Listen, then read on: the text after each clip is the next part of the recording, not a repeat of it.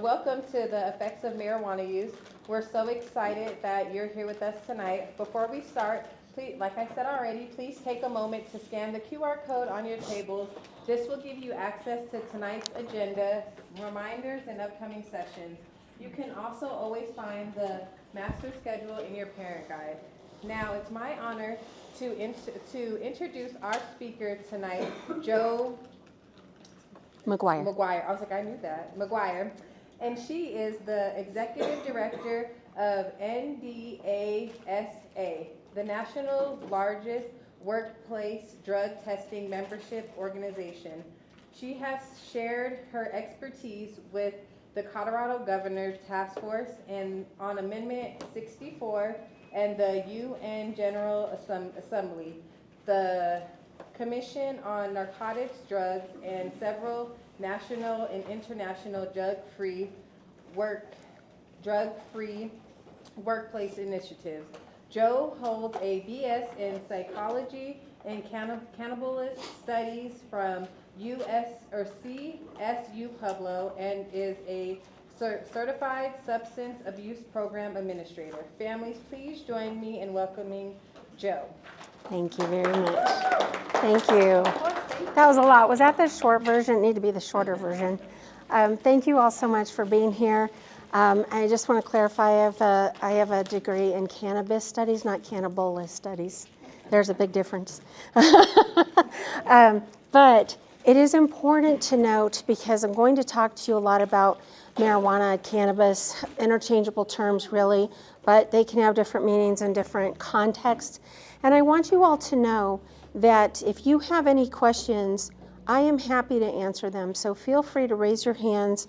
I don't mind having conversations. I don't mind being challenged, because I know a lot of what I'm going to say, you've probably heard the exact opposite for many, many years. So just to kind of get started, you heard my sort of professional bio, but I do want you to know I'm a mom and a grandmother. This is my middle son, Jordan, and the reason that I do what I do every single day. Jordan is now 33 years old. My kids are 30, 33, and 36. So I have 3 grandchildren, 13, 5, and almost 4 years old. And Sunday she turns 4, so I got to keep it all straight. Each one of my children has a child. Jordan was a gifted student. And when I say gifted, I mean throughout elementary and half of middle school, he never made less than an A on anything. He could play 27 instruments by the time he was in 7th grade, all self-taught. He was band student of the year so many years in a row that in his school they gave him a special award. Brilliant young man who had a lot of OCD tendencies. You can probably hear that in the fact that there's a lot of perfectionism that went into his little, very young life. Highly OCD, and also had a lot of social anxiety. And unbeknownst to me, a parent of one of his friends in middle school told him that he could overcome that social anxiety if he would use medical marijuana. And I thought it was a safe place for my child to be going after school to this family's home. They went to my church. And so I felt like that was a good choice, and I let him go there. And the father smoked marijuana with my son for the first time. And he used for a long time before I knew anything about it. I wasn't always in drug testing. I was in school safety. And while I was doing a lot of prevention messaging, I didn't know a lot of signs and symptoms firsthand. And I also made some mistakes in that I didn't talk to my kids a lot about, very specifically, about not doing drugs, because I assumed they would know better. I mean, wouldn't they? Right? They were my children. They would know better than to do that. And so, recognize those mistakes later. Long story short, he had some very, very serious mental health issues, and we've got younger people in the room tonight, so I'm just going to be careful with my words, but needless to say, we ended up at Cedar Springs when he made the first attempt on his own life, and ended up in treatment, in and out of treatment, living on the street. The first pictures when he chose to go live on the street for the first time, and then was homeless for several years, went to California, down to Mexico, up to Portland, out to Raleigh, North Carolina, And then for a while, he did better. And he had some years of sobriety, and I was filled with a lot of hope. He came home, seemingly got his life back together, and I thought things were going well. Got in with some old friends and started smoking marijuana again. And before I knew it, he had really spiraled about 18 months ago into some very serious drugs, and combined with alcohol. And the picture, of course, you see on the far right is his mugshot. He is now incarcerated and doing a 10-year mandatory sentence because of some violent crimes related to the drugs that he chose. And with the headphones on over here in the corner is his child that I'm raising now, because there's no parents involved in her life. So I can tell you that I know about addiction, I know about youth marijuana use, I know about young adult marijuana use, and I know about adult marijuana use very personally and up close, not just the academic facts that I've studied in school or that my career has been about. So I am very open to any conversations or questions that you might have, and I want you to know that this really comes sincerely from my heart and out of a desire to help other kids. Now, this slide is something that I usually start a parent presentation off with, and I am very sad to say, and Miss Deborah will know this, that over the years as I've come and talked to your group, this slide has changed over the years. The very first time I gave the presentation, it said 75% of youth still say their parents are the most influential voice in their lives. And then the next time I came, I think it was 64%. And then the last time I came, I think it was somewhere around 52%. And I said, we're barely hanging on.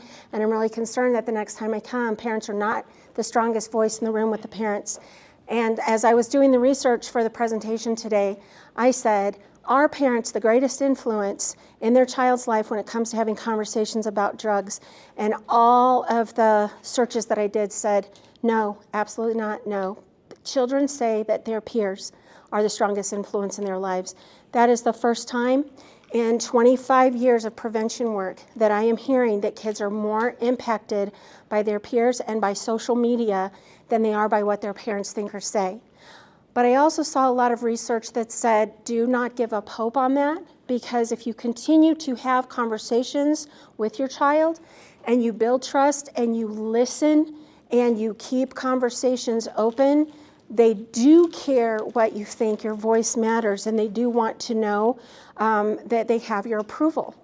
All hope is not lost, but what I am saying is that social media has turned the tables on who our kids are influenced by. And I believe the last time that I was with Parents Challenge, I said, I think what is changing the tide here is social media, because kids are being influenced by social media in a tremendous way. So parents are still powerful, and the perceived disapproval of parents matters to kids. Open communication and clear boundaries matter. When kids don't see a boundary, and this is at all ages, when they don't see a boundary, what they assume is that there is no boundary. So you have to intentionally make boundaries clear. This is something that I missed with my son, right? I assumed he knew the boundary of no drugs was there because everything else was off the table. I mean, I wasn't like a crazy overly strict parent, but I had pretty strict boundaries. So I just thought this is something that, is a no-brainer. But it's the clear communication, the clear boundaries. And then one thing that you have to stay aware of is what is going on in the world. You have to be educated. You have to know what we're talking about. I'm going to show you some stuff tonight. Maybe you've seen it, maybe you haven't. But do your own research, okay? So when youth perceive that a risk has gone down, then involvement in that activity goes up. And sadly, what we're seeing today is that kids do not see any harms associated with cannabis. In fact, most of them say, is it even really a drug? And I can tell you this, the last time that I was asked to speak at a high school, I used to speak quite often during the MAD, when we had Mothers Against Drunk Driving, and we'd have like Safe Driving Week and Driver's Challenge and all this stuff in schools. And they would have me come do school assemblies for the kids. I kind of aged out of it. I became the grandma in the room instead of like the young mom in the room. So now there's younger people that do that, and I'm so grateful for them. But when I was talking to kids in high schools, the last year that I did that was just a few years ago, one of the things that I heard the kids say is, but marijuana isn't really a drug. It's not really a drug. It doesn't get you high. And then I was saying, well, why do people use it? Well, it's a medicine. They use it for anxiety, and they use it for, to help their mental illness and this type of thing, which it actually causes and creates mental illness, but for youth in particular. But at the end of the day, when they don't see it as a drug and they don't see it as harmful, then there's no boundary, there's no barrier. So I'm going to work really hard to give you some boundaries and barriers today. So the normalization of marijuana in the U.S. through legalization has really created this perception that everyone does it. And in fact, when I talk to kids, and this was particularly true, I was asked to speak at some college campuses as well and be a part of some debates that kids were having on college campuses in 2020 and 2021, like just prior to the pandemic and then post-pandemic. They were saying to me, we hear what you're saying about the harm to the developing brain, but if it's so harmful, then why did all of the grown-ups go? And college kids said this, so it's really telling, because they think of themselves as kids instead of adults. Why did the grown-ups legalize it if it's so harmful to us? Why would they do that? And sadly, I had to say to them, because it's about money for them. They're trying to profit from addiction, and you have to be aware of that and not be suckered by it. But at the end of the day, why would they think it's harmful if we made it legal, right? So it's kind of the same thing with alcohol.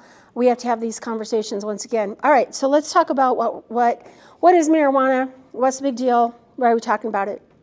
So the cannabis plant is made up of hundreds of components, and the most prevalent are cannabinoids, and we have several different types of cannabinoids, and I'm sure by now you've not just heard of Delta 9, but you've heard of Delta 8, Delta 10, Delta 11, there's all kinds of deltas out there. Delta 9 is the most common, and it is psychoactive, meaning it affects the mind. It causes a euphoric feeling, what we refer to as the high. It does affect people differently, and it can change and evolve over time with use. So this is one thing that I want you to know. A lot of people often ask me, because I'm in drug testing, why marijuana is still Schedule I, and why can't you just go get it from your doctor at your doctor's office? One of the reasons for that is that when we produce a medicine, we know that if 10 of you take that medicine, we know pretty much what is going to happen. There might be some side effects that some of you experience and some of you don't, but it's with such a degree of certainty that the FDA has said we can prescribe this medicine in these doses and these amounts for these people with these problems, and just give them, a warning of, these 2 or 3 things that could happen. We see that a lot with drugs, right? And on the commercials for drugs and all that stuff. With cannabis, in decades and decades and decades of studies, the drug is so variable on a population of people, we cannot narrow those things down with certainty enough to prescribe it. It has too many variables. So typically what I've read in many, many pieces of literature and have talked to toxicologists all over the world about this and talked to them about replicated studies.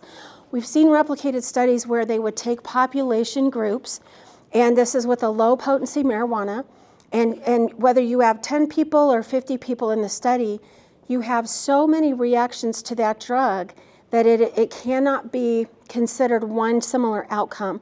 Some people get extremely sick, dizzy, nauseous, feel like they're losing their mind. We'll say they break with reality. Some say I didn't feel anything. Some feel a slight buzz. Some start hallucinating, and this is something that I've seen personally with a niece of mine. It's very hallucinatory with the drug.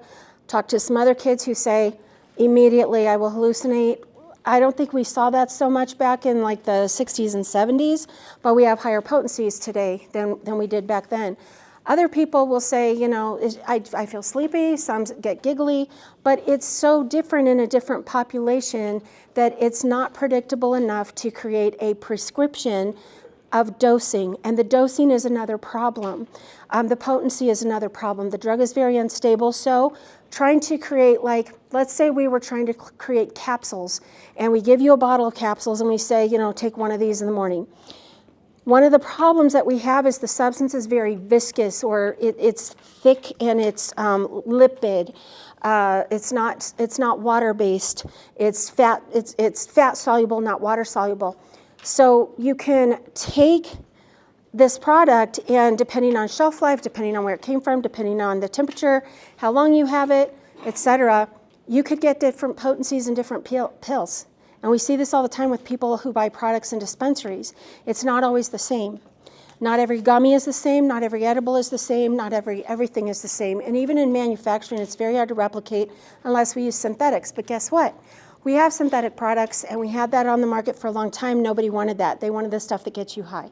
So bottom line is, THC affects people differently, and it can change and evolve with long-term use. And with youth, I'm going to talk to you about what happens with the youth brain, but this is particularly pronounced in the young brain, extremely pronounced. So what we see is the brains are not fully developed until a young person is between the age of 25 and 30. And it generally tends to be that the female's brain develops faster. So the female brain is closer to the age of 25, but we see males having more full frontal brain development completed around age 30, all right? While that brain is developing, anything that interferes with brain programming can lead to cognitive, emotional, and mental health problems. So something that we've heard over the years is scientists have discovered that the body is filled with cannabinoid receptors. And so because the body is filled with cannabinoid receptors, especially the brain, you've got to feed it cannabis because that's what they're there for. And that's not true. Those cannabinoid receptors have a lot to do with the left side of the brain talking to the right side of the brain, with developing creativity, with developing emotional intelligence, a lot of different things. What we have found in the youth brain is that if you feed that young brain cannabis, when the cannabinoid receptors are developing, they go, oh, I reached full maturity, I can stop now. Wow. And they just stop developing. They stop. So what we're seeing, there's a doctor in Southern California named Dr. Amen, and he does thousands and thousands of brain scans a year. He has this beautiful library of brains. And he loves to scan the youth brain, especially people that have used marijuana, to show what the healthy brain looks like versus the unhealthy brain.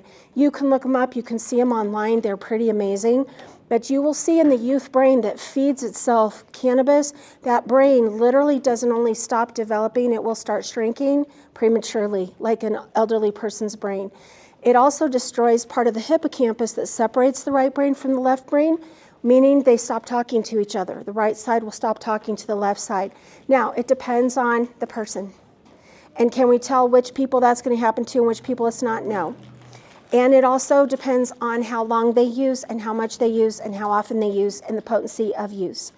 So this isn't 100% of everybody.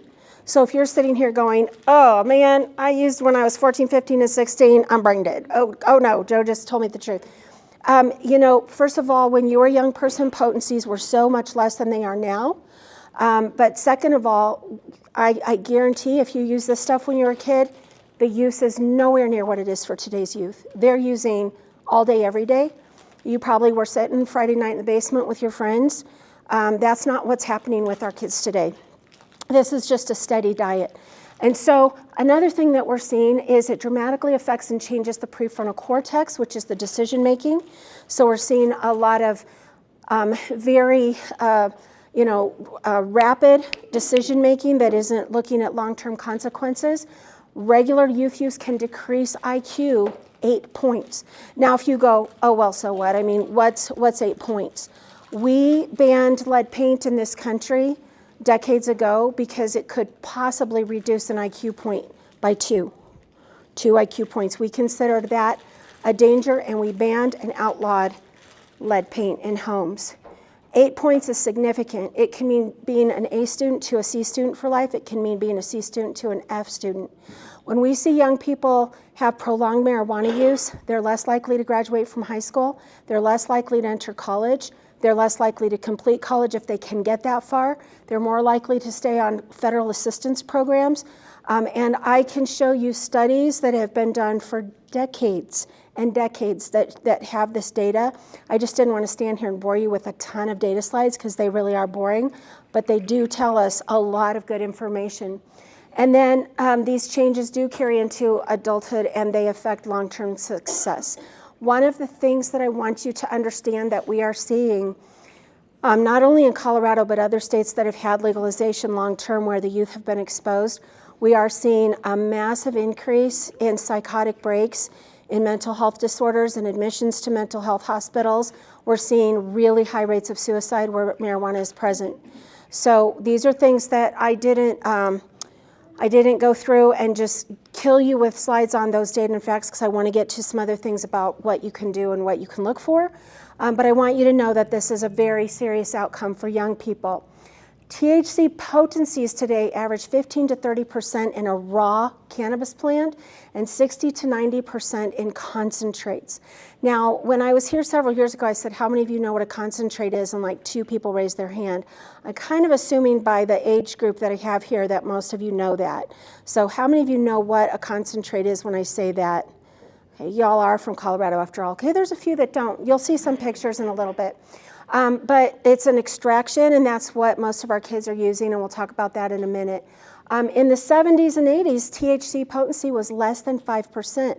It didn't cross the 5% barrier of potency until the 90s, and that's when we saw the first instances of cannabis dependence use disorder, which has been classified in the DSM manual for treatment providers for over 2 decades now.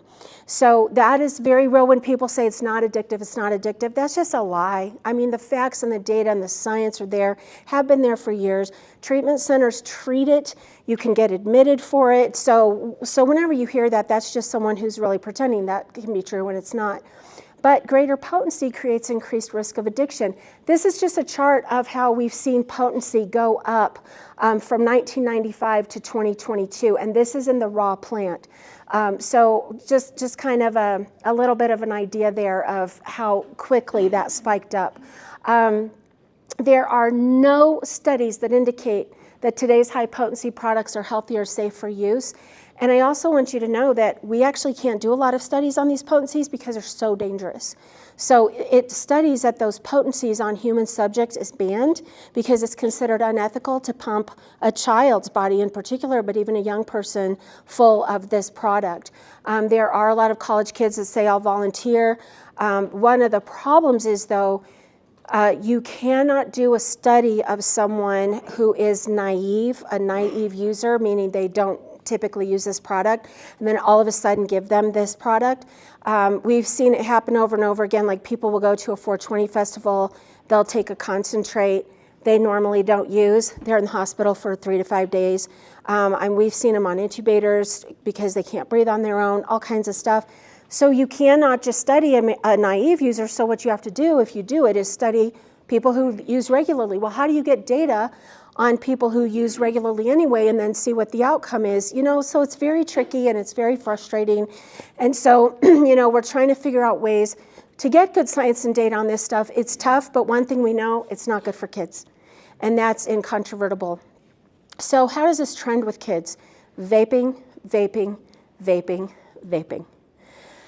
They're not usually sitting around passing a joint. I'm not saying that that never happens, but that's not the world they live in. The other thing is that kids have been raised in this world to really abhor smoking. Like they know smoking is bad, it's wrong, it hurts you, with all the diseases that come with it. And so they tend to go, smoking is bad, hey mom and dad, stop smoking. So they don't like that, but hand them a vape, pump it full of marijuana, hey, everybody thinks that's harmless, right? Now it's not, but that's the idea that we have. And you can see that these products are made specifically to be marketed toward children and attractive to children. Up here, you'll see some cartridges that are for vapes. You'll see indica, sativa, and a hybrid blend.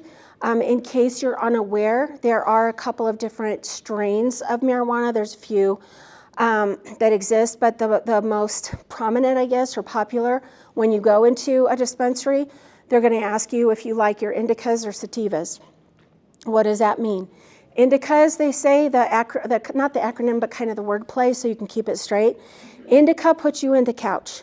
So indica is the strain of cannabis that kind of chills you, mellows you, you know, calms you down, you're going to sleep. Sativas amp you up, hype you up, get your heart racing, get you going. Now think about this. Sorry to the mic guy. I probably just really messed up that recording because I was like, it's going to be like boom, boom, boom. And then also you have a hybrid blend, which is combining the two. But I want to say something about the sativas.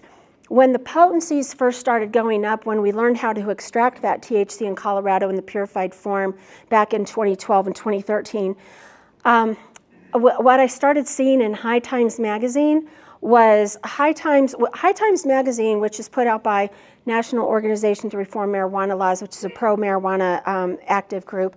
They very first said, we don't need concentrates, we don't need dabs and waxes, that stuff is too strong, nobody needs that, just smoke your joint. Well, then they realized that was a big moneymaker, and people who want to get high want to get as high as they can, and then they want to get higher than that, and then they want to keep getting even higher than that. So they realized it's a moneymaker, and they had to get behind it and support it. So a few issues later, I started seeing articles coming out saying the sativas that are concentrates are better than cocaine. I've been able to quit my cocaine habit and just use marijuana sats, which is sativas. I was reading that in the magazine, and the pro-marijuana magazine was supporting that, encouraging it, and loving it because you could now get as high as you could with cocaine with marijuana. Well, then you would start seeing articles where people would have like psychotic breaks and do these crazy things because they're taking these high potency sativas, and the comments on the articles would say, no, marijuana chills you out. That's not marijuana. They must have been on PCP. They must have been using something else. Don't believe that. Marijuana can't do that to you. But those from people who've never heard of concentrates. And they just don't know the difference. So we know that companies like Juul has come and gone a couple times. They're still out there. They're still rebranding. I think Philip Morris finally made a deal to completely buy Juul and rebrand it because they got a bad name for a little bit from marketing directly to kids, but that hasn't changed anything. They're still doing it.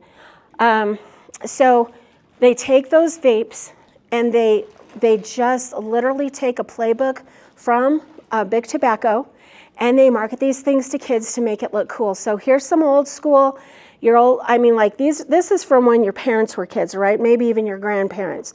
I say your parents, and then I'm like, gosh, my parents are older than your grandparents. So anyway, generations ago, these are the people that were super cool, the cowboys, the baseball players, James Bond, James Dean, smoking their cigarettes. Who do we have now? Every celebrity's got their vape brand, right? Look it up. You can find it. You can spot it. We also had, back in the day, all of the women's magazines were touting cigarettes to women. Now we have vape ads that just literally are identical to those ads. And so it's showing young women, this is powerful, this is sexy, this is cool, this is who you have to be if you want to be someone really sleek and kind of at the top of your game. Kids and their vapes. This is an old school vape. It's not what they're using right now, but I just want to kind of give you an idea. One of these devices is made for nicotine. The other one's made for marijuana, which is which? These are the little cartridges that go in. One set of these has cannabis, THC, pure THC. The other one is nicotine, which is which? If you find it in their backpack, if you find it in their room, what are you looking at? Now these are the flavor drops that you can get to make them taste better in the vapes. And so if you're sitting up close, you can see that these ones over here say hemp and they've got their little charms on them and whatnot. I say these ones are marshmallow, butterscotch, and peach, and over here the flavors are yellow brick road and dark side of the moon. I don't know what flavor that is, but it sounds so mysterious. So you can't tell unless you kind of dig down deep into it. But kids can be using these things right in front of you. And the strategies are exactly identical to what big marijuana used to get your grandparents, your great-grandparents, your parents smoking for life. It's all about money. It's about deflection. It is also about putting out articles that say it's medically and scientifically proven to be good for you. Tobacco did that for years. I'm not going to get into all of those ads, but I've got tons of slides on that stuff. But back in the 80s and early 90s, Big Tobacco was kind of busted, and some of you remember that, some of you don't, but they were busted and they ended up in front of the Supreme Court, and they ended up primarily in front of Congress first, Congress, the Senate, and then the cases went to the Supreme Court because they challenged everything. But they got in trouble for directly marketing to children, and they had said to Congress, we are not doing that, we would never do that, that's a lie, would never happen. And so the hearings continued, and finally a whistleblower brought forward an internal memo that was shared in between companies, which is odd because usually when you have competitors like Coca-Cola and Pepsi-Cola, there's usually not interagency memos, right? But that's what was happening with the big tobacco companies. And this memo said, we should sell a new concept of a youth cigarette that is an apple flavor. Apples connote goodness and freshness, and we see many possibilities for our youth-oriented cigarette. With this flavor, apple cider is also a possibility. We believe that there are pipe tobaccos that have a sweet aromatic taste. It's a well-known fact that teenagers like sweet products. Honey might also be considered. Now, I want you to know that this went on and on to talk about the reason that they needed to capture the youth market is because their middle-aged adult market was dying of cancer, and so they needed to capture a young, new customer that they would have for the next 40 to 50 years. And the way to do that was to sell them the sweet flavors of cigarettes. And so this is what they got busted for, was marketing to kids. What do we have in our vapes? Grandma's apple pie. It is the same, it is the same, it is the same, it is the same. Oh, you think maybe I'm crazy on that one? Whoops, I jumped. Which way did I jump? Okay, I'm jumping all over the place, sorry. Okay, what about this one? Those are vape flavors. How many adults do you think are rushing out to get those? That's your teenagers, your middle schoolers right there. That's what they want to be looking at and getting those flavors. So this is directly marketing to kids. Here's one, Candy King batch. How many of y'all adults are wanting to go out and get that one, right? It's the sour candy, and that's directly to our kids once again. Why are younger adult smokers important to R.J. Reynolds? Younger adults are the only source of replacement smokers. Replacement smokers for the smokers that were dying. Repeated government studies have shown that less than 1/3 of smokers start after age 18. Only 5% of smokers start after age 24, so they had to get them at ages 12 and 13. And that was the goal. And that is the goal of the marijuana industry. Straight up, it is no different. It is no different. So I want you to understand some things about vaping. We're not here about vaping, but I want you to just, I don't want you to leave here without knowing. Teens who vape are 6 times more likely to progress to smoke tobacco. High temps made with lead and other heavy metals. So they can't get those vapes unless those pens are at least like 325 to 350 degrees and higher. We see instances of those vape pens exploding. They've been trying to make them safer. That's why you can't have them on airplanes. I have one of these that I do for teens, and it's full of pictures of the devices that explode in kids' mouths and all kinds of things, really gross. But I'm asked to show them the truth, and so I tell them, if you're squeamish, get up and leave. These are not approved by the FDA as a quit smoking device, and yet we just kind of pretend that that's what they are. We see here, this was back in 2018, at the same level of THC, the psychoactive ingredient in marijuana, vaping led to higher blood concentrations of the chemical than smoking. This is on heavy metals.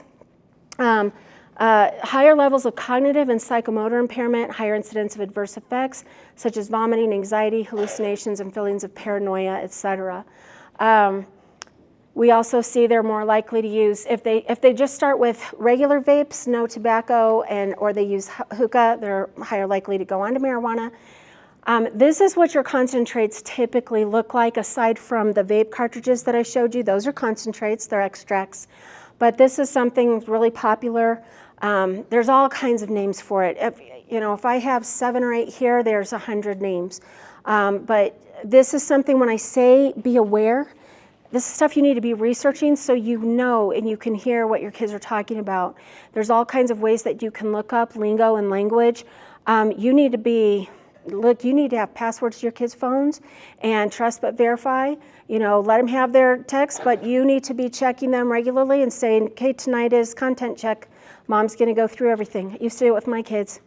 And when they got into high school, charge your phones overnight in my room. And then if there's some friend that's texting them at 2, 3 o'clock in the morning, that's how I caught a young man trying to get my daughter to sneak out of the house at 3 o'clock in the morning. I called him up. I said, why are you asking Sarah to meet you out on the street? Miss McGuire. I said, yes, sir. Do you want me to call your mother? No, ma'am, I'm sorry. It'll never happen again. Click. Right? But you got to know what that lingo is. Dabs is one of the big popular names, but I'm sure because we all know it, now they've moved on to 20 other names. But this is one I'm really concerned about. This is distillate. Distillate is 100% pure, and they are only supposed to use this in microdoses, but because kids are kids, we often see them using this whole thing should have 10 doses in it.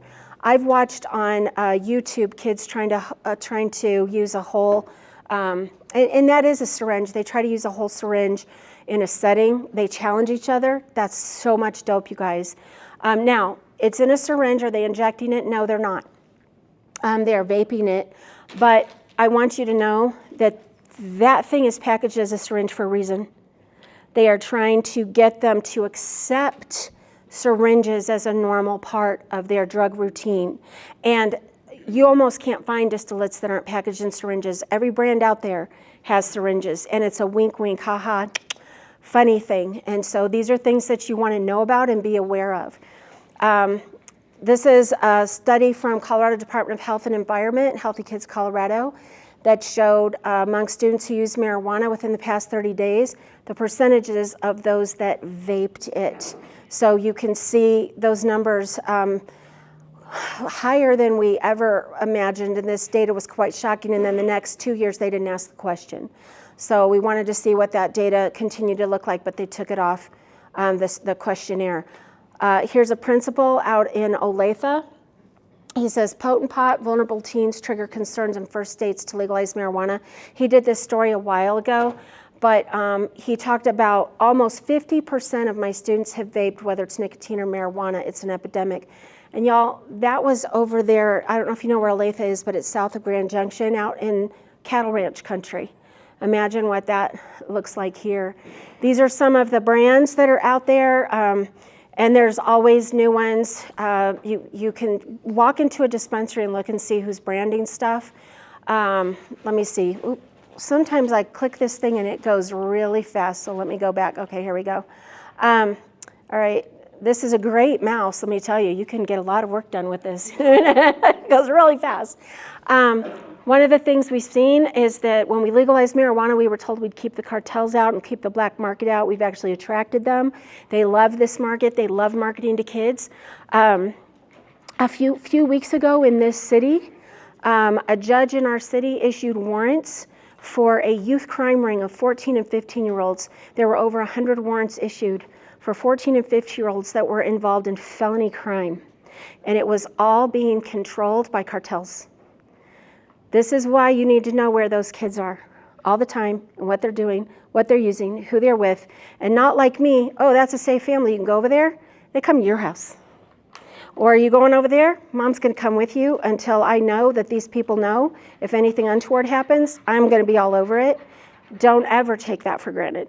Ever take that for granted. You don't want to have to go visit your son in prison. I promise you that.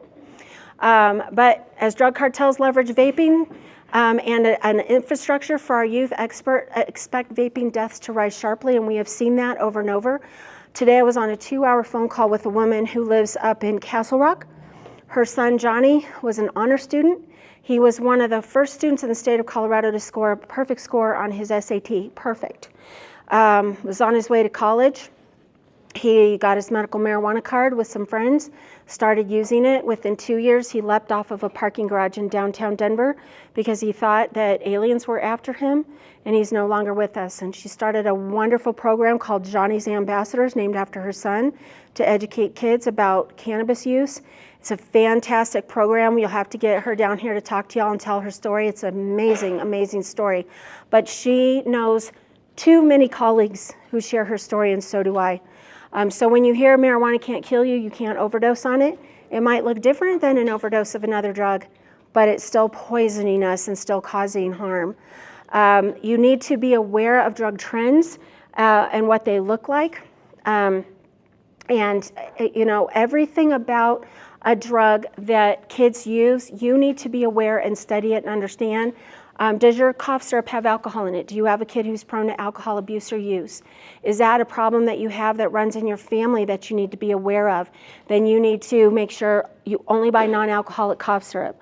If your kid is going to the dentist and they have a problem with addiction, you need to ask for a type of drug that is non-addictive, and they're out there, okay? So these are things that we have to be really aware of. Something that I want you to know and understand, and I really want to say this to you because we tend to be of two different minds on addiction. Like, Over there, there's the people that make really bad choices and they just need to stop, and it's the drugs of society and what's wrong with them, and we kind of tend to isolate them from our lives, and maybe sometimes we need to. And then over here we have like, they can't help it, and look at all they've been through, and we become enablers, and we make excuses, and we let them continue to kind of dig their hole deeper. But the truth and the reality and the way that we help people is somewhere over here in the middle. And I want to tell you what I've learned over my years. I've got 2 different times. I don't know if I'm on Central Time or Colorado Springs time, if the clock's changed. Am I good? I'm still good, right? Okay. Because I'm like, I was in Dallas last night. Is this Dallas time? Is it Colorado Springs time? I don't know what I'm doing. But I'll keep talking to you. Tell me to, like, Joe, that's enough of that. Okay. So in my years of traveling and talking about this, I've been to a lot of conferences where I've heard people tell their own personal stories of substance use disorder or addiction or what have you. And one of the things that is really common to hear from someone who is overcoming their story is the first time I had a substance that impacted me and made me feel different, I went, oh, that's awesome. I need that again. I'm going to give you an example. There's a doctor, and he's an amazing doctor. He was the inspiration behind, it was just in my brain, the red-nosed doctor, the guy with the Patch Adams. Thank you. My words came to me. He was the inspiration for the story of Patch Adams, who was a comedian and made kids laugh and whatnot. Terrible alcoholic, horrible problem with alcoholic. 27 DUIs at one point. Felony DUIs, he just kept moving to different states, and so they were having a hard time convicting him. He ended up losing his medical license for a while. In fact, he might have lost it permanently. I believe that when he was telling this story, he was a public speaker. By this time, he was an older gentleman.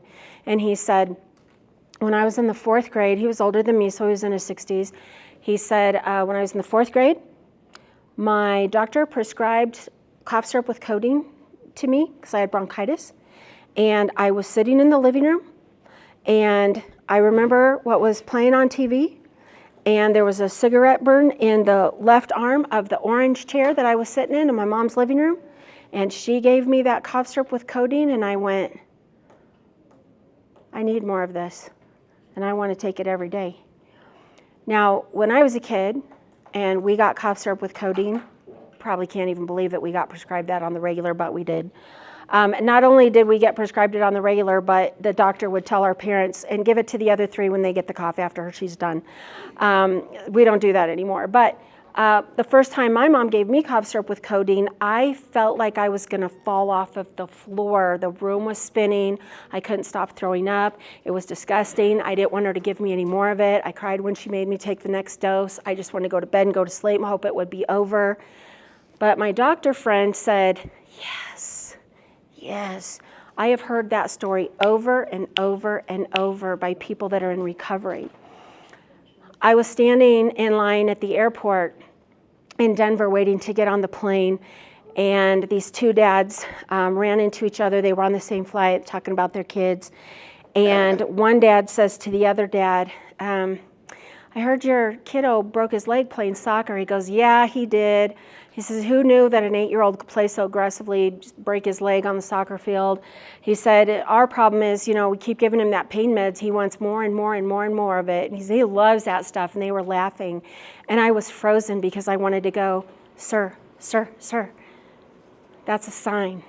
Please watch out for that. I probably would have been like, get the crazy lady who's assaulting this man away from him. But immediately when I heard that, I went, I just got cold chills because I thought that's the difference in the brain that gets a chemical and goes, yes, versus the brain that gets a chemical and goes, bleh. This brain over here tends to say, give me more of that, I need it. And if it gets much more of that, it rewires and says, I've got to have this to feel better, and then I've got to have this to feel normal, and then I've got to have this to not get sick, and then I've got to have this to survive. And that's the journey that takes someone into substance use. So I really want you to understand that if you see early warning signs, you might say, we've never had addiction in our family. Well, A, you may never know because years ago these things were covered up and not talked about. But if you see early warning signs, try to find ways of early intervention and take a look at how to support kids. But that aside, kids will try things, and I've got a slide here on why do kids try drugs, and we're going to talk about that in a minute. But they'll try things, so be aware of what they're trying. And so cough syrup can be one that can have alcohol content, so can mouthwash. Make sure you keep alcohol-free mouthwash in your home. There's, vaping alcohol. There's all kinds of crazy stuff that happens. I'm not going to dig into them. Another thing to look out for is paraphernalia. Paraphernalia can be all around you and you wouldn't even notice. If you see these packages of Swisher Sweets, they're probably putting marijuana in them. That's what kids really do use those cigarillos for. They can make bongs out of anything. The edibles are everywhere. They look like normal food. They look like normal treats. These are all things, you cannot tell me that these products are not marketed directly to children. They absolutely are, but things that you need to be aware of. Even the marketing is not even covert, it's overt completely. This was a pot shop that opened up in Colorado several years ago that had Cookie Monster with little Girl Scout cookies with marijuana leaves on them that were marketing directly to children.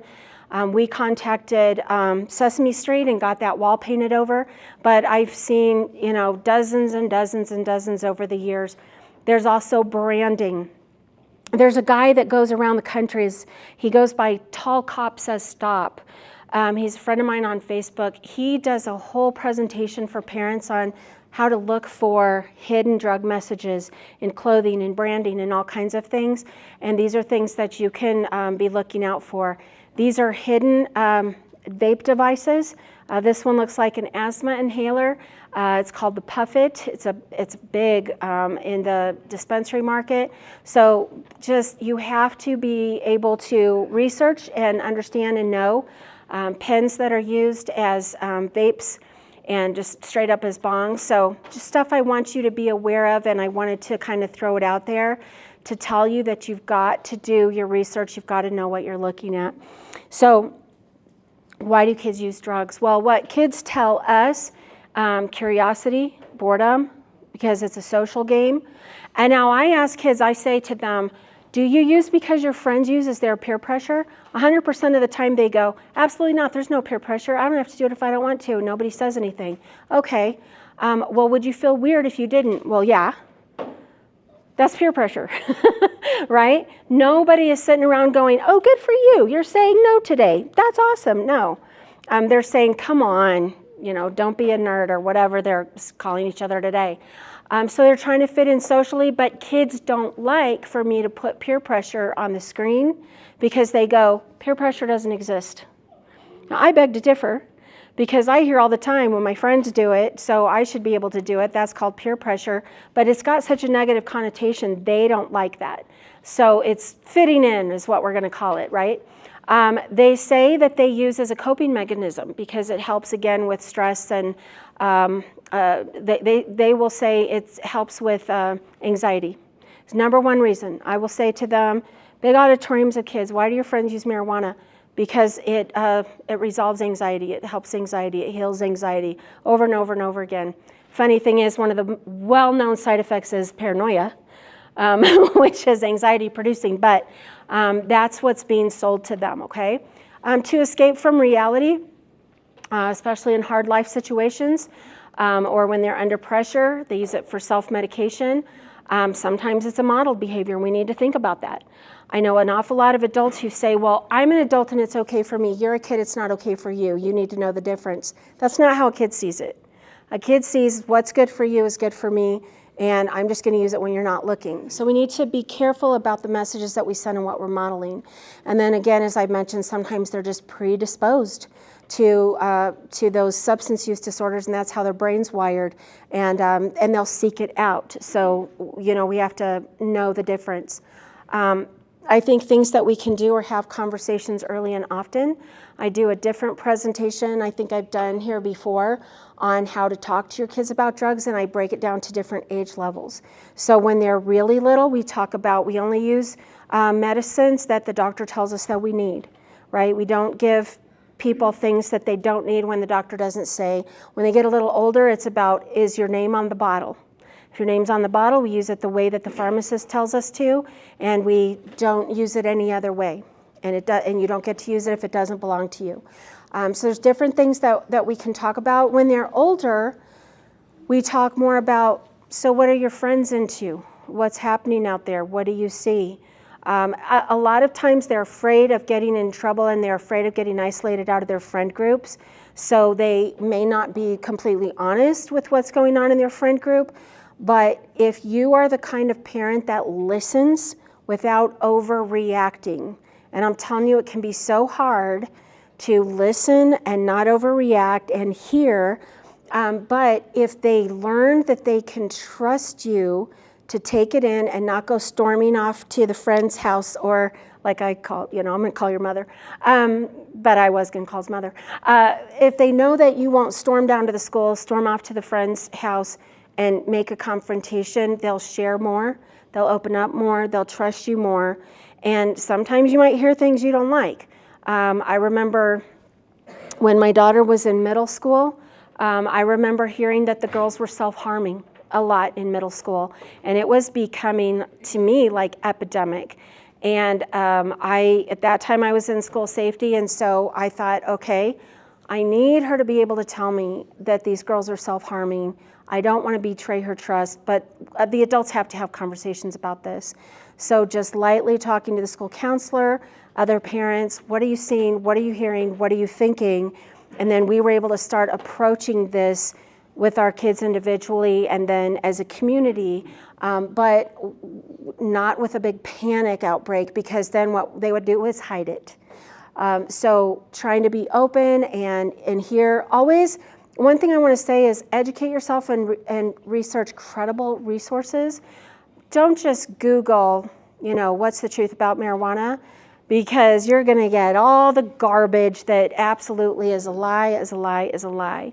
This is a multi-billion-dollar industry like big tobacco. It's about making this product look good on the backs of your children's health and wellness. It's about putting money in the back pockets of people who have tons of it already. It's not about the truth. So look at National Institutes of Health, look at National Institute of Drug Abuse, look at drugabuse.gov, drugabuse.org, look at things that are reputable. And I'll have my email address at the end. If you're looking at something and you want to know, is this right or is this wrong? Please email me. I'm happy to be there for you. State of Colorado, Department of Education has some great materials out. I mentioned Johnny's Ambassadors earlier today. They have PDFs. You can go to their resource page. There are like 9 or 10 PDFs that you can print out on facts about marijuana, facts about the developing brain, all kinds of stuff that are wonderful. They're beautiful. They're full color. They're great to look at, and they've got wonderful facts that are well researched. So make sure you're getting your information from credible sources. Don't avoid or have, don't panic, don't avoid conversations, don't preach at them. Don't get mad and yell at them if they are really honest with you and tell you something. It's kind of like, if this has never happened to you, let me just tell you, the first time your kid comes and tells you they wrecked the car or got a speeding ticket, you cannot lose your mind. You may want to, so bad. And what were you thinking? Why did you do that? But you just can't have that approach. They already feel like garbage. They already know they screwed up. You don't want to say, oh, it's okay. We won't get mad until your third accident. I'm not talking about going to the other extreme, but you're like, you know what? We'll handle this. Model handling things, model coping skills. All right, you did this. We'll handle it. We're going to have consequences, as you know, but we're going to take it one step at a time and see, what needs to be done. Keep your cool, keep your calm, and then don't assume it's too early to have these conversations. I have a grandson who turned 13 last December. He's in 8th grade this year. We've been talking about marijuana since he was 6 years old. And he knew everything about it at 6 years old because he could smell it everywhere, and his parents would tell him all about it. And so we would have very honest conversations. I remember being so happy when he was 8, 9, and 10, because he'd say, Grandma, I'll never do drugs, and I love what you do, and I'm never going to put drugs in my body. Now that he's 13, I'll say, hey, G, Are we still on the same page with drugs? And he's like, mm-hmm. I'm like, cool, for real? Mm-hmm. Oh, okay, now he lives in another state, so I don't get to interact with him all the time. But I don't like that, right? I don't like that. I want to have a bigger conversation.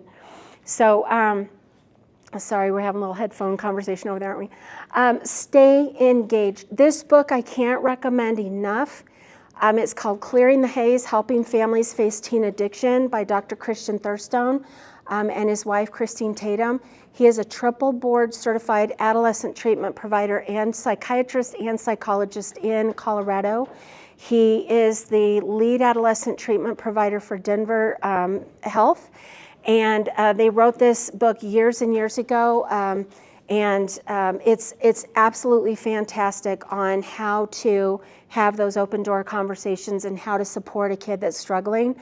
And also I want you to know, if you want these slides after, we can make sure that you get the slides so you have the resources. So Erin, if you need to save those on your computer, because I want you guys to have this information. Don't make the mistake that I did. Don't just assume that you know your child and that you know your child would never do such a thing. And don't assume that you know your child's friends. We don't know what every kid is going through. We don't know what every kid is exposed to. We don't know what every kid has access to, how and when. You have to stay engaged, stay involved. It's one of the reasons I really love Parents Challenge, is because it's really helping you to understand that engagement is everything. It's everything.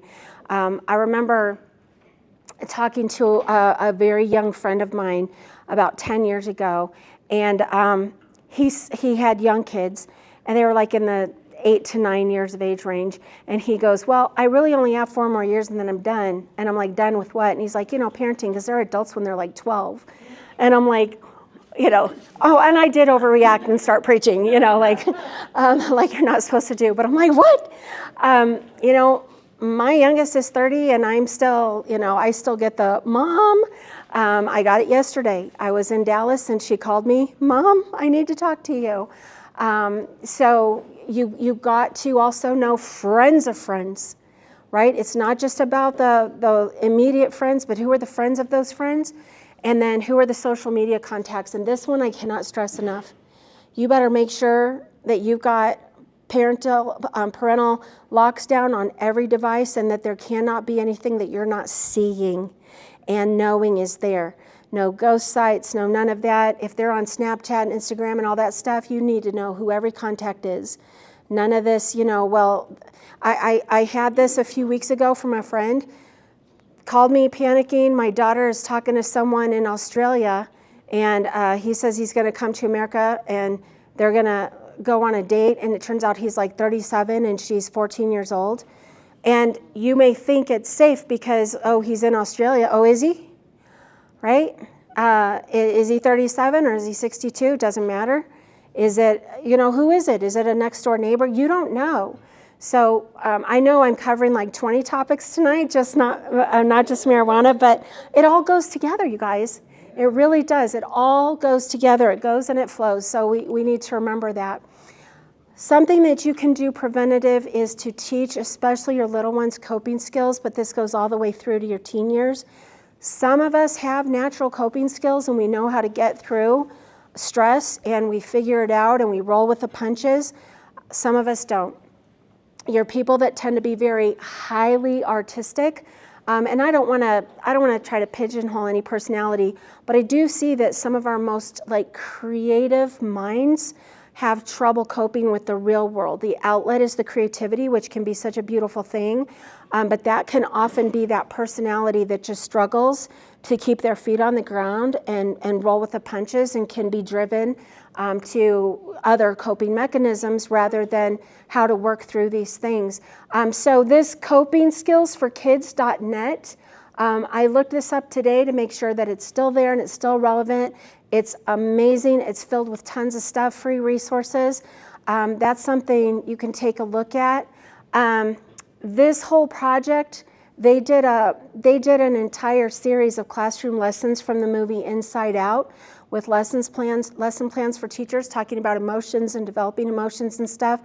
Super awesome program. I don't know if that program's still going, but We watch Inside Out regularly and talk about our emotions, and so things like this can help kids learn how to ground themselves instead of seeking out other things when stress hits them. I do believe that role-playing scenarios is extremely important for drug prevention. Teach your kids how to say no. It's not just as simple as saying no. They have to know how to stand up to pressure when everyone else is doing it. Let them participate and share in ideas. And sometimes, and I hear this a lot from parents, they need excuses to get out of a situation. So a lot of kids have learned to say, blame it on your parents. Like, my mom drug tests me. And maybe she does and maybe she doesn't, but then everybody goes, oh, well, we don't want you to get in trouble. All different reasons that they can have to not engage. And it can be as simple as saying, I'm in sports and I can't do that to my body because I have sports goals. But here's the thing, if they don't practice saying it, they're gonna panic at the moment and they're not gonna say the thing. So drill it over and over, go through scenarios. What if your friends say this? What if this goes on? What if it's 2 friends? What if it's 6 friends? What if it's at a party? What if it's, older kids? Go through it and let them think it through. What would you say? How would you explain that? How would you get out of it? And then it's set up code words. Set up code words so that they can text you, and whatever that code word is, what you hear is, she's at the sleepover, but mom's coming to get her and I'm gonna have a really good excuse. Hey, the cat's sick, you've gotta come home. Whatever it is, mom's coming to get you, extraction, going home, getting out of the situation. And they don't have to tell you what's going on, you just know, we're getting out of there and we're gonna be safe. So these are things that I've heard from kids that really help them to feel confident and at a comfort level with saying no. And then always know what the backup plan is if they can't reach you, who are the safe adults in their life that can. Hopefully, you don't have to use those, but they need to know. So then what if you detect a problem? Don't wait, don't talk yourself out of it. I did that. I really talked myself out of it. I saw weird things. I don't want to say I talked myself out of solving a problem, but I would go to the pediatrician, I would go to a friend and say, what is going on with my child? But all of those people were in my church network and nobody was ever thinking about drugs, ever. I wasn't, they weren't, nobody was. So we had a big denial bubble going on that was just great until it wasn't, right? So you want to get help when you see those first signs, when you're having an inkling, you're working through, you're trying to figure out what's going on. Don't think it'll resolve itself. It could be something else. It could be mental health disorder. Mental health disorders have ages of onset. It could be 13, it could be 16, it could be 21, it could be 28, it could be 32. There's some brain bursts that happen at certain ages in our lives where something wasn't happening here, and then the next day we're having things happen. So you don't know for sure. So figure out ways that you can get help for early recognition and response. Have your child evaluated by a substance abuse professional.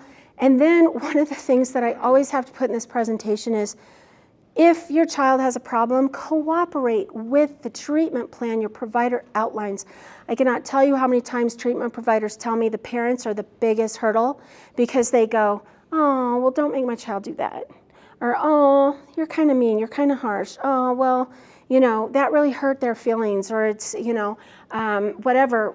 We don't cooperate and we end up sabotaging the treatment plan. Parents are the number one barrier to a child completing a treatment plan. Another thing I want to say is adult treatment providers are not the same as treatment providers for adolescents and children.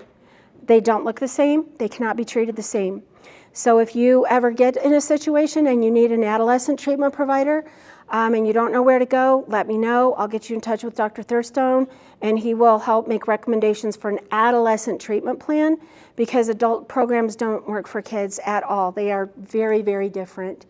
Again, I want to talk about this active listening and ongoing conversation.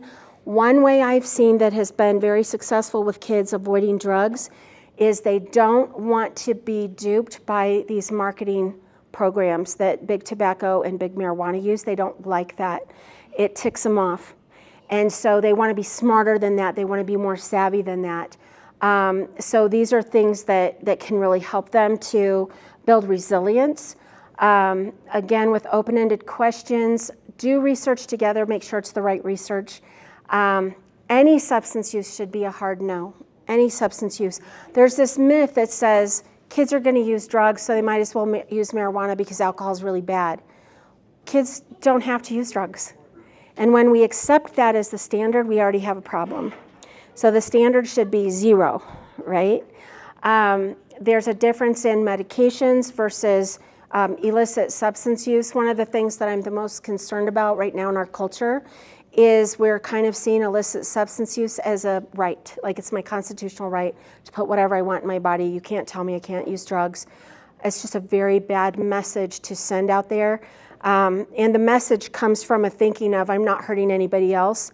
But I think any of you who have dealt with anybody in your family that has a substance use disorder hurts everybody, right? So that's just it's just a wrong way of thinking, and we have to help our culture do better. Anything parents condone for teen use opens the gate wide for progression and greater frequency of use. And what I mean by that is several times I've been in parent groups and some of them have said, well, I let my child vape, but only the non-nicotine products. It's only for flavor. They just want a little flavor. And several times we set this up in a school environment, and it was like an ongoing parent program where the teens would have conversations and the parents would have conversations and then come together and have conversations. And every single time the kids would say, oh yeah, I'm using marijuana in my vape pen. There's no such thing as just flavor. And student councils would go to parents and say, if you're thinking that, you're really dumb. So I'm not telling you that you're really dumb. I'm telling you that kids say that to the adults who think vaping for flavor is really dumb, and they just know that it's a lie that they can tell. Yes? When they're vaping for flavor and they have marijuana in there, isn't there a different smell? You cannot smell vaped marijuana much of the time, especially when they add those flavors. A lot of times it just has no smell, or it has like the fruity smells or whatever. That's why they add the flavor drops. And that's one of the things that's so sneaky about it is you can't smell it like you normally do. There's signs and symptoms like dilated eyes, red eyes, because it's a vasodilator, so it makes the eyes red. All of that still happens, but the smell is not always the telltale signal these days. Very challenging, because we used to bank on that. So I have a question. I came a little bit late. How they're buying it? If they're young, they can still buy it? So how are they buying it? This is a really good question. So what they're doing is usually it's the older sibling of a friend who either has a medical marijuana card or is growing it themselves or is buying it and selling it to them.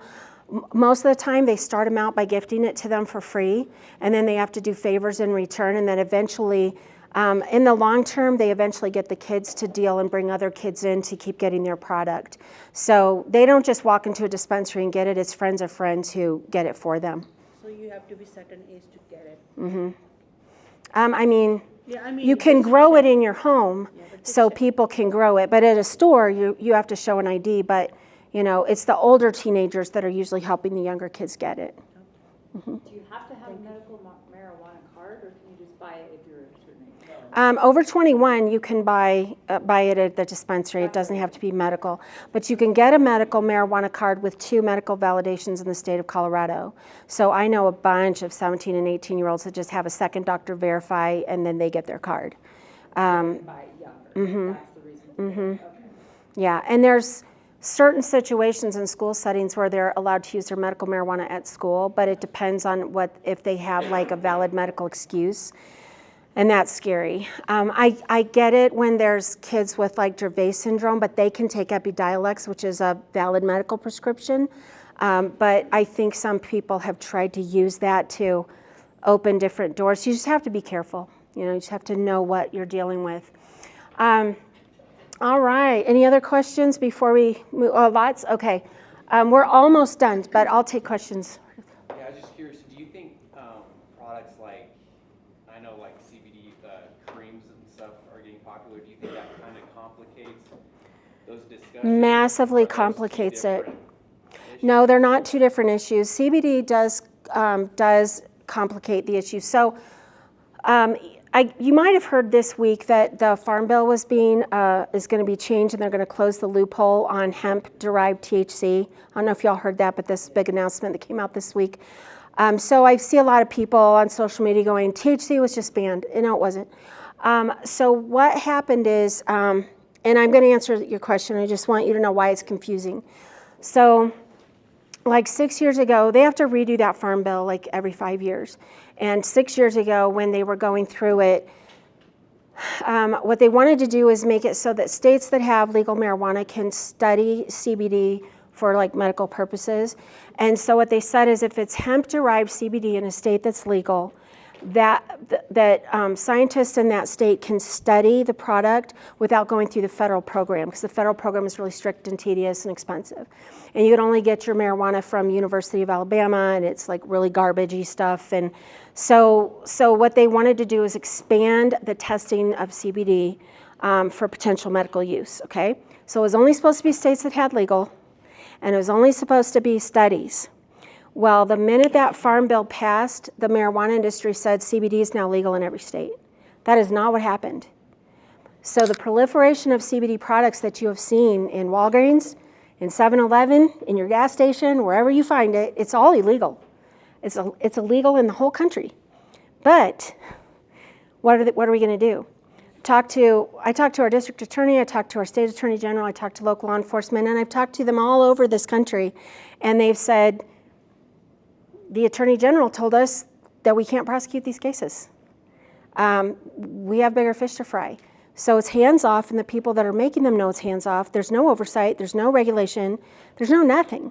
So the FDA has issued several different notices over the years. I know you're all getting those in your inbox every day, right? So the FDA has issued several warnings saying that most of these products are rich in THC. They didn't stick to the 0.3, you know. They're contaminated with products. Some don't even contain CBD. They're just all over the map. But basically, it just foisted CBD and essentially legalized marijuana federally, but it's all been kind of cloak and dagger. Well, that loophole was supposedly just fixed this week. I don't know how that's going to roll out. But the bottom line is people see CBD and we all believe it's the miracle cure of the ages, so everyone's using it for everything. Rubbing it on your skin, like had a construction worker, he was 58 years old, been in construction his whole life. Doctor wanted him to stop taking so much Tylenol and ibuprofen for his pain, told him to start rubbing this CBD cream in his knees. Took about 3 months and he tested positive for THC. And it was from the cream because it is dermal. It can be absorbed dermally into the skin. It said it was TH-free. It was not. Luckily, the company gave him a second chance and didn't fire him. But the thing was, when he called me and we were talking about it, I said, well, why did he need you to stop using Tylenol and ibuprofen? And he said, because of the high risk of liver damage, because I was taking so much. CBD has 10 times greater risk for liver damage than Tylenol and ibuprofen. Something that a lot of us don't know, right? And if you take CBD and Tylenol, you like compound that even greater.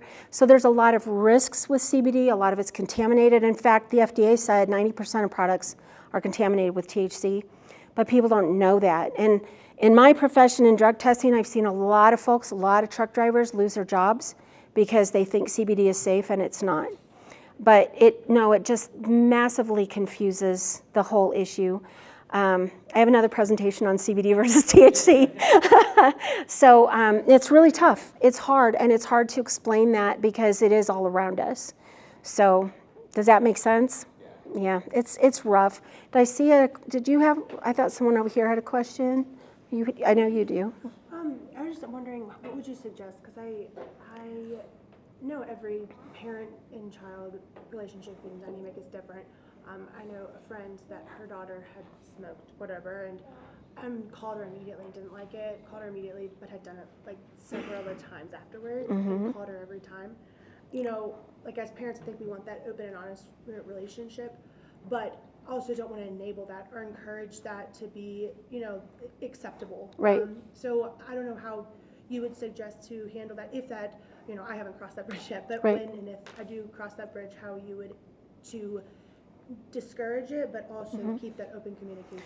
So the question is, when you do have open and honest conversation and a child admits to using and then they do it again and again, what do you do while still keeping the open, honest conversation? You have to have consequences, and the consequences have to be clear. And you can do that calmly, but the consequences have to be, these are severe consequences so that you understand we're not doing that again. But see, that behavior to me, she didn't like it, but she kept seeking it. That says to me we have early drug-seeking behavior and there needs to be an intervention right away. A professional needs to get involved and help, because even though this child hates it, she's continuing to do it. Yeah, she has really bad social anxiety. And that's the problem. So we have other core issues that we have to get to and deal with. It's more than just a behavior problem. Consequences still need to happen, but that one needs an intervention with professionals until we get the person that it's going to, because sometimes you have to go through a few professionals until you find the thing that works. But that's more than just a behavior issue, I'm going to say. Did you have your hand up? What do you have to say about the law that blocks flavored tobacco products?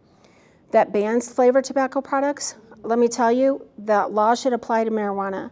It's a good law and it's there to protect kids, and the fact that we're not protecting our kids with these products is criminal. And kids should start telling their adults, why aren't you protecting us? Thank you for that question. Yep. You can have a really big voice about that. My daughter does that, and I am so grateful for it. So find your kids, find your other peers that agree with you, and start a movement. You can change things, right? Okay, I'm going to get to the end of this so that we can do a little bit more Q&A, but model healthy behaviors. If you're a hypocrite on this issue, you're shooting yourself in the foot. You've got no sway. Kids see hypocrisy a mile away.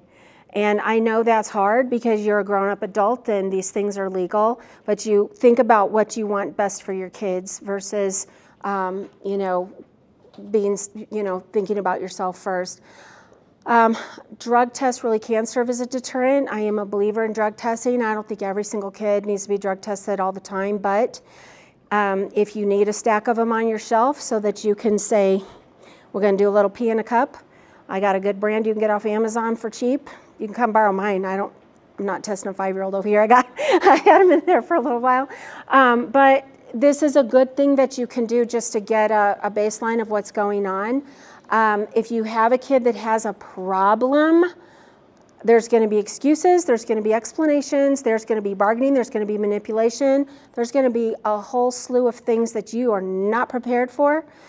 You got to get yourself braced for it and not fall for it. And it's hard, and I can tell you that firsthand, that it's hard. Again, consequences, knowing those families, getting educated, and signs and symptoms. Listen, signs and symptoms are huge. I wish I would have known what I know now when my kids were growing up. Dilated pupils, constricted pupils, that's the best sign. We are sitting in a law enforcement facility where my son-in-law is a cop at this station, and they just went through the series in Police Academy this summer on signs and symptoms. He's like, I didn't realize the eyes tell us everything. The eyes tell us everything. Study that. Have one of these cops come in and talk to you about what to look for, and trust it. Learn it and trust it. You'll know like that. I can spot it now. But when my kids were growing up, I had no idea what I was looking at, and I really regret that because it really does tell you everything. Okay, any other questions that you have for me? It's been a great discussion time, and you have a question for me? Yeah? How do parents navigate the mental health environment when they're of the age of 12 and you're seeing signs and they need an intervention, but they're refusing help? You know, this is sticky. To me, they could refuse help at 18, but until they were 18 years old and living in my house, there wasn't such a thing as refusing, and I would walk them in and sit with them through the whole thing. And there was a time I would step out in the waiting room, but I was there. I didn't leave. I didn't drop them off. But that's just me. I know that everybody's got different situations. It's just not be an option. But and that's the thing is in the state of Colorado. I mean, I learned this year with my cop son-in-law that you can't get a cop to come in and search your child's room without a warrant if they have a lock on their room and you haven't been in that room like in the last 30 days. I learned that. So you keep going in those bedrooms. And you can, anywhere that you have regular access to in your child's room, a cop can look at. Like if you put the laundry away, they can look in their drawers. If you haven't opened their dresser in a year, they can't look in their drawers.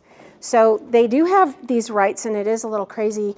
But this is why, I mean, these things can get combative really fast. And if they are refusing service, I did have one that was refusing to take meds, as a young man, and that was really tough. I mean, I think that I watched him swallow it, and I would find a little pile of them in the heater vent. These are hard things, and these are conversations for professionals, and what to do and how to do it. But it is heartbreaking to go through that. But I know that it does happen, and And do you have any resources to point parents when they do have a child that? Part of the thing that I will tell you is when I mentioned Chris Thurstone and age-appropriate therapy, this cannot be overstated. We often see people who treat adults and families, and they don't specialize in adolescents. You have to find an adolescent treatment provider.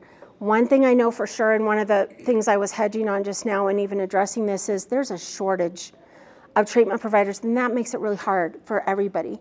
It's so hard, even online, to find someone who specializes in adolescence and is good at it.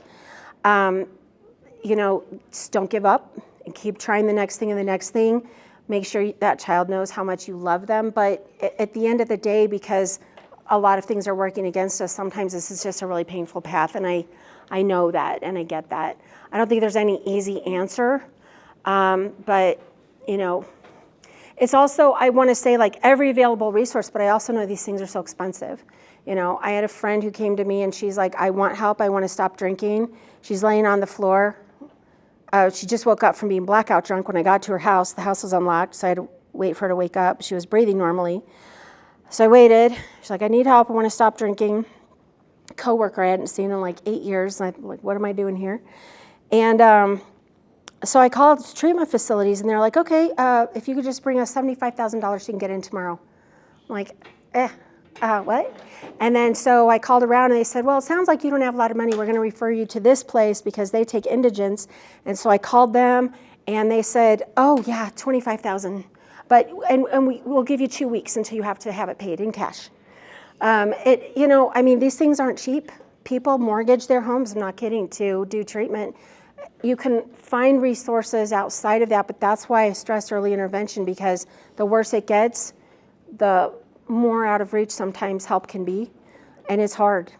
So, it's tragic, and our kids are up against a culture that is full of this, so do the best you can while they're young. I know that's not the best answer in the world, but guys, this has been so amazing. Thank you for engaging and participating. Again, here's my contact information. It's joe@joemcguire.org. So that's jo@joemcguire.org. And always happy to be a resource to all of you. And I'm grateful to Parents Challenge and all that you do, Ms. Deborah. Thank you. Thank you.